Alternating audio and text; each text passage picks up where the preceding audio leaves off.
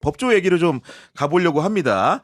구자연 검찰총장 직무대행이 박상용 인천지검 부부장 검사에 대해서 정직 2개월 징계를 청구했는데 일단 정직 2개월 이게 과한 처분입니까 부족한 처분입니까? 우리 심정엔 부족하죠. 근데 이제 현실적으로 박상용 검사에 대해서 뭐 재판 결과가 나왔다든지 네. 이런 건 아니기 때문에 현재에서 내릴 수 있는 좀 최대치에 가까운 거 아닌가 저는 좀 그렇게 봅니다. 그 정도 처분이라고 예. 보시는 거고. 근데 문제는 보면은 이 처분 이후에 몇몇 검사들이나 보수 경악했어요. 언론에서 경악. 야 이거를 수사 관행이라면서 주장하는 걸 보면서 좀 어떤 생각 드셨습니까? 그러니까 네. 검찰이라는 조직이 왜 없어져야 되는 조직인지 안미연 검사가 본인 입으로 입증을 했어요. 체포된 조사관한테 체포된 피의자에게 탕수육을 말하면 자백하겠다고 해서 탕수육을 시켜준 적이 있다 이거잖아요. 하면 안 되는 거예요. 당연히 원래 당연히 안 되게 되는 돼 거예요. 있는 거죠. 당연히 네. 안 되는데 자기네들은 그렇게 해왔다는 거야. 그러니까. 그러니까 문제 없다는 거야. 왜? 우리는 특수계층이니까. 우리는 괜찮아. 우리는 거학과 싸우는 애들이니까 우리는 그런 약간 작은 일탈 정도 해도 괜찮아. 그거 네. 관용이야. 아니 저기 뭐야. 관행이야. 네. 관용. 오늘 굉장히 발음이 좀 지금 계속 많이 좀 세네요. 예. 관행이야. 관행이니까 괜찮아. 지금까지 자기네들이 남들의 관행에 대해서 수사의 칼날을 들이밀어가지고 처벌했던 역사들을 한번 생각해 보세요. 그런데 자기네들을 나는 탕수육도 시켜줬는데 그럼 나도 처벌해라 해야죠 그러면. 근데 아니, 그렇죠. 여기에 네. 대한 아무런 문제의식이 없는 거야. 나는 탕수육도 시켜줬는데 어쩔래라고 하는 거는 다들 그렇게 해. 다들 그렇게 하니까 괜찮아. 우리는 검사니까 괜찮아. 특권계층에 완전히 그 민낯이 드러난 것과 동시에 이거를 조선일보에서 대문짝만하게 기사를 실어줬어. 그러니까 탕수육을 정말 야, 문제가 진짜. 뭐냐면 네. 법기술자보다 더 무서운 게 뭐냐면요. 뭐가 문제인지도 모르는 거예요. 이거는 어떻게 고칠 방법이 없어요. 맞습니다. 문제인지를 알면 가르치기라도 하면 되는데 자기네들이 뭐가 문제인지 뭐가 잘못됐는지 이거 아예 인식 자체가 없어. 인식 자체가. 그리고 놀란 게 그 외부 음식물 반입이나 이런 것들이 지금 이 사건의 본체도 아닐 뿐더러 아니죠. 일부에 예. 속하는 건데 그 조선일보라는 데가 언론 플레이를 하면서 심수봉대를 하는 거고 심지어 소제목에는 커피 김밥도 정직 사유라니 점점점인데 누가 들으면 커피 주고 김밥 사줘가지고 정직 정포된 줄 알겠어요 보니까. 그러니까 이게 어떻게 보면 저는 이제 정치 검사들이 지금도 활약을 하고 있다라고 저는 보는 건데 뭐 전체가 다 정치 검사라는 얘기는 아니지만 지금 언론에 등장하는 검사들은 저는 정치질하고 있다고 생각해요. 결국에는 이게 지금 뭐 연어냐 뭐 탕수육이냐 깐풍기냐 유린기냐 이게 중요한 게 아니고 결국에는 대북송금 사건이라는 그 핵심의 본질이 제3자 뇌물이라는 무리한 법리를 써서 김성태의 진술만 쫓아가면서 하다 보니까 이 지경까지 온 것이고 그럼 왜 그렇게 무리했어? 왜 법리도 어기고 왜 증거도 물증도 없는데 왜 사람의 말에 쫓아가서 이렇게 질질 끌어온 거야? 라고 한다면 윤석열 검찰이니까 그런 거예요. 아니, 윤석열 맞아요. 검찰이 네. 검찰권을 사유화했기 때문에 사유화의 동전의 양면이 정치적 중립성을 완전히 어겨버린 거거든요. 그러니까 달리 말하면 윤석열에게 충성하던 검사들, 정치 검사들이 정치질을 한 겁니다. 이 수사 사안을 가지고. 그렇게 해서 뭐 탕수육을 시켜줬든 짜장면을 시켜줬든 뭘 했든지 간에 무고를 한 거잖아요. 그러니까 사람의 억울하게 만들어서 없는 죄를 갖다가 뒤집어 씌운 이게 지금 조작 기소, 조작 수사 얘기 아닙니까? 그게 본질이고 나라가 정말 하늘이 무너질 정도로 심각한 문제인데 이걸 가지고서 지금도 박상용 검사의 행위에 대해서 이분들이 전 모른다고 생각 안 하고 알면서 전 이런다고 그러니까요. 보거든요. 그러니까 네. 굉장히 이거 좀 악질적이죠. 그래서 이걸 갖다가 프레임을 지금 바꾸고 있다. 그래서 뭐 탕수육도 해줬는데 그러니까 음식 프레임으로 바꾸고 뭐 음식은 보니까. 이거는 되고 네. 이건 안 돼. 뭐 과자는 되고 뭔 안 되지. 이런 식으로 이제 유치하게 맞아. 가는 네. 건데 저는 그런다고 해서 진실이 사라지지는 않는다고 생각해요. 사실 여기서 저는 프레임을 한번 싹 바꿔보고 싶은데 윤석열의 검찰이었기 때문이 아니고 검사 윤석열이었기 때문에 문제라고 저는 봐요. 검사 윤석열이었기 때문에. 윤석열 때 검찰이 망가진 게 아니에요. 망가진 검찰에서 윤석열이 나온 거예요. 저는 그렇게 봅니다. 그리고 그냥 변호사들끼리 하는 말에 그런 말이 있어요. 검사 3년 하면 민법을 모르고 검사 20년 하면 법을 모른단 말이 있어요. 그냥 무법자가 돼버리는 거예요. 자기들은 법 위에서 치유의 법 법적인 존재가 돼버려. 네. 그 안에서 자라오다 보니까 윤석열 같은 괴물이 나와도 문제의식도 없고 자기가 무슨 짓을 한지도 모르고 내란을 일으켜놓고도 나는 계엄했다. 그게 무슨 문제냐 하는 떳떳하게 거거든요. 나오고, 네. 안미영 검사 같은 사람이 문제가 뭐냐면 이렇게 탕수육 뭐 커피 뭐 김밥 이렇게 이야기하는데 노동자들이 OS 하나 먹어도 기소한 게 자기들이었어요. 그렇네. 거기 가서- 거기서 정확하게 예. 이유가 있네. 예. 근데 자기네들은 이 커피 한 잔 사준 게 징계 사유냐라고 하는데 예, 징계 사유예요. 문제 되는 거예요. 그것도 피의자는요 항상 약자의 위치에 있어요. 그 사람이 정말 위에서 하사하다시피 내려준 커피 한 잔, 생수 한 잔에도 흔들립니다. 진실이 바뀔 수 있어요. 그렇습니다. 이게 조사하는 사람 네. 입장에서는. 내가 탕수육을 사줬는데 자백 받을 목적에 그 자백이 진짜인지 아닌지 어떻게 알 건데요, 본인이? 그러니까요. 네. 그거 아주 심각한 문제가 있는 말을 전혀 문제 의식이 없이 그걸 기사 일면에 내고 있어. 그러니까 이거 이거는 어떻게 판단해? 그러니까 본질이 사건 조작, 그러니까 사건 조작이 핵심이고 그 사건 조작을 그럼 왜 했냐? 전 정치 개입이 훨씬 더 심각하다고 보는 거예요. 그러니까 사건을 조작하면서 정치에 개입해가지고 당시에 야당 지도자를 어떻게 보면 정치적으로, 그러니까 사법적으로 정리하려고 했던 거기 때문에 이건 너무 너무 심각한 문제를 이렇게 축소하고 마치 무슨 먹거리 문제로 지금 치환하려고 그러니까. 하는 조선일보 같은 그러니까 이 프레임 전환이죠. 레거시 언론들이 진짜 문제고 진짜 이거 어처구니가 사악한 없어 게 보니까. 한 패죠, 한 네. 패.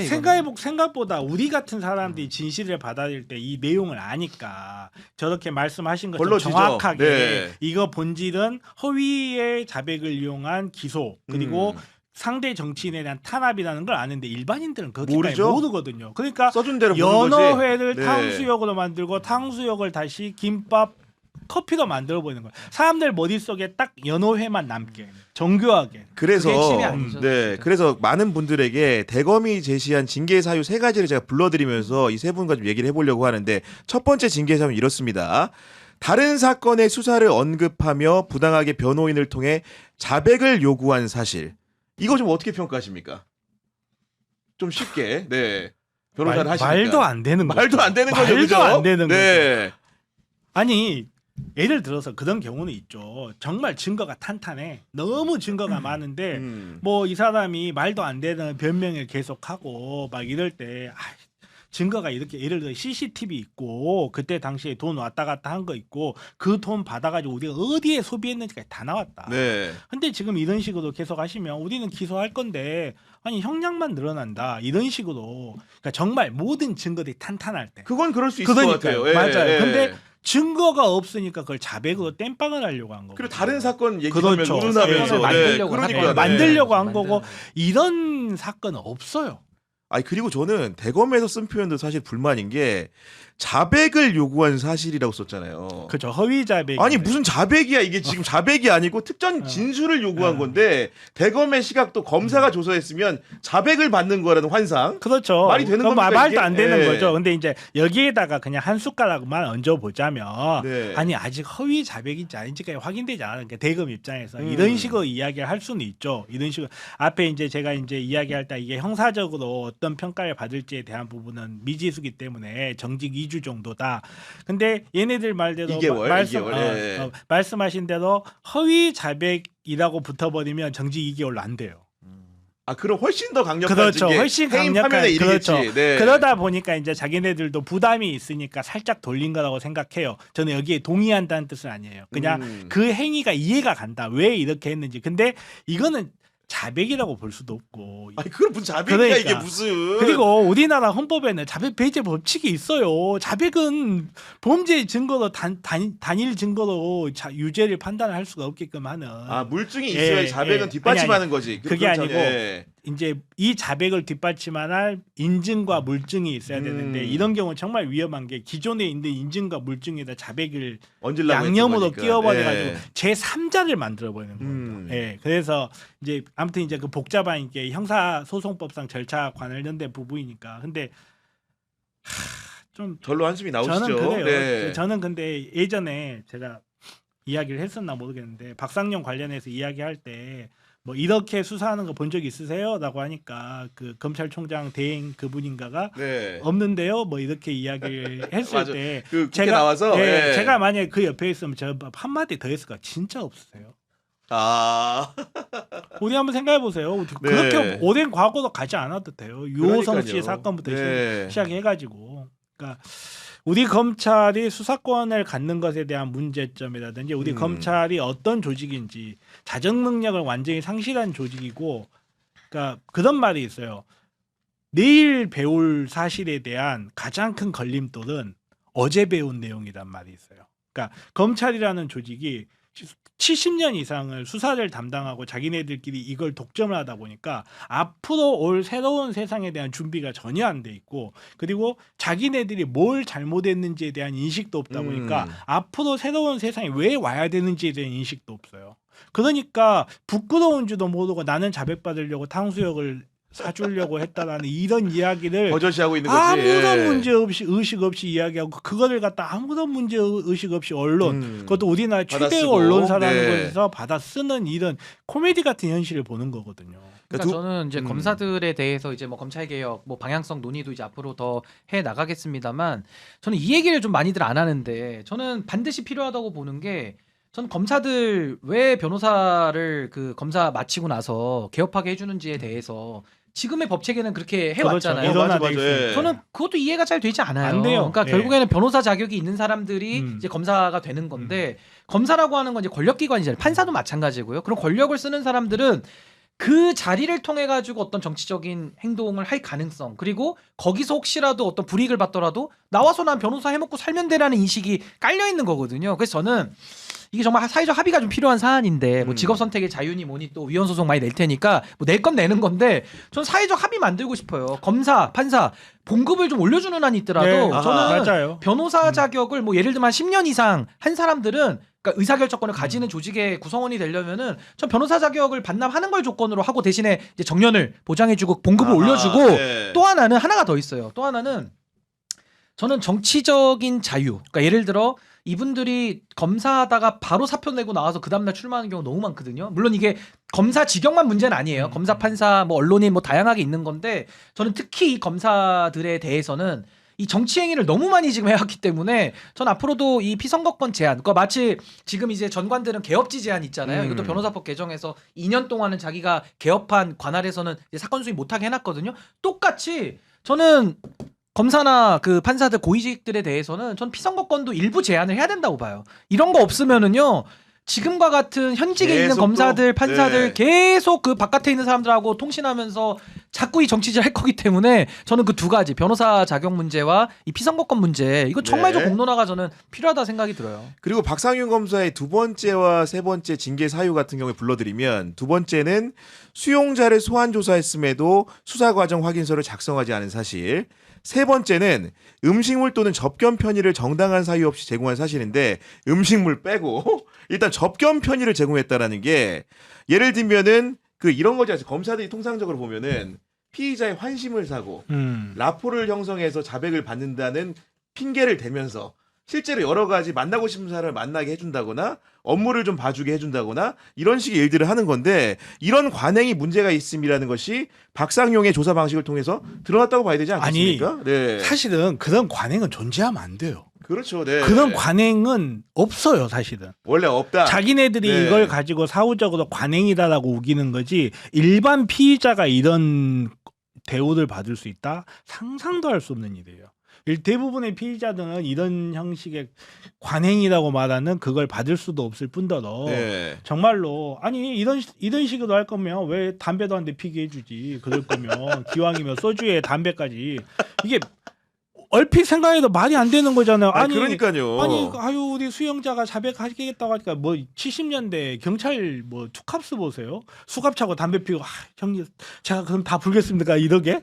그렇게 하면 안 된다는 게 형사소송법이고, 그렇게 하면 안 된다는 게 사법 절차에서의 엄격한 절차주의가 도입되어 있는 이유거든요.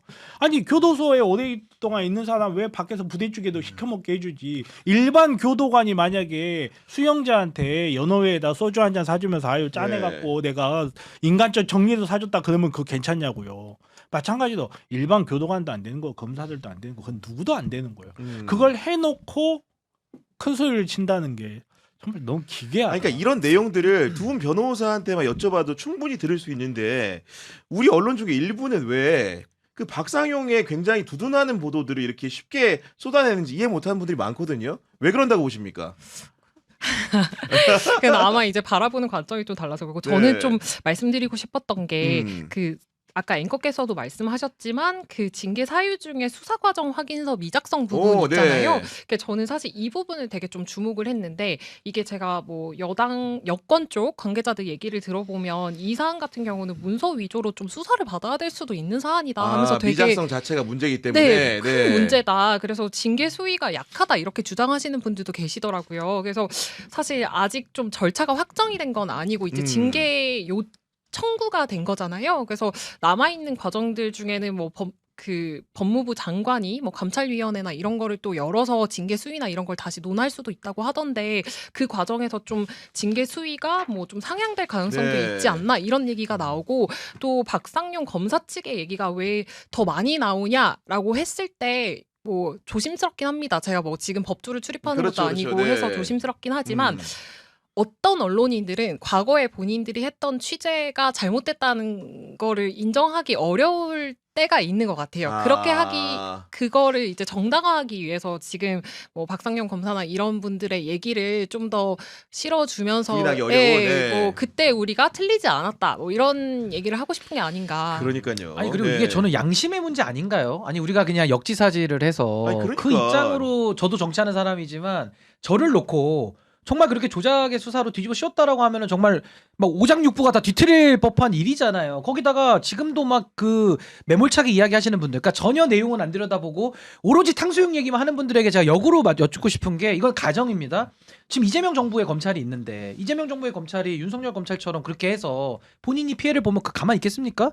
그렇게 해서 안 그렇지. 되잖아요. 그렇습니다. 네. 이게 입장 바꿔 생각해 보는 거예요. 물론 그렇게 하지도 않지만은 과거에 잘못된 선례가 있고 잘못된 짓을 했으면 그걸 단죄하고 끊어내야 새로운 세상이 열리지. 그걸 정당화하려고 박상용 편을 들고 탕수육 얘기하고 깐풍 얘기하고 이런 식으로 정당화시키기 시작하면 이거 나라가 바로 서겠습니까? 그러니까 저는 이게 좀 양심의 문제고 인권의 문제고 또 검사들은 객관 의무가 있으니까 공익의 대표자로서 본인들의 그 업무 처리에 대한 거를 감시 감독을 지금 받아야 되는 위치인 건데 전 이렇게까지 지금 이 문제가 드러나도 이게 해결이 안 된다는 게 너무 원래 답답합니다. 이거 정말. 지렁이도 밟히면 꿈틀한다고. 이 정도 거대 조직이 밟히면 꿈틀하는 건 당연한 거예요. 저는 이해는 합니다. 인간적으로. 그렇죠. 양심의 네. 문제라는 거죠. 그 저도 첨언하면 좀 놀란 게 그 홍준표 전 대구시장도 네. 어제 이제 맞아, 그 글 관행이라고 네 하는 걸 같이 보고 죄를 아니, 네. 홍준표 그분께서는 특수활동비 1억 5천을 와이프를 갖다 주면서도 관행이었던 분이세요. 네, 횡령, 그래. 횡령 사실. 그래서 관행이라는 국고 이름 횡령. 참 무섭다 이런 생각을 하긴 했습니다. 알겠습니다.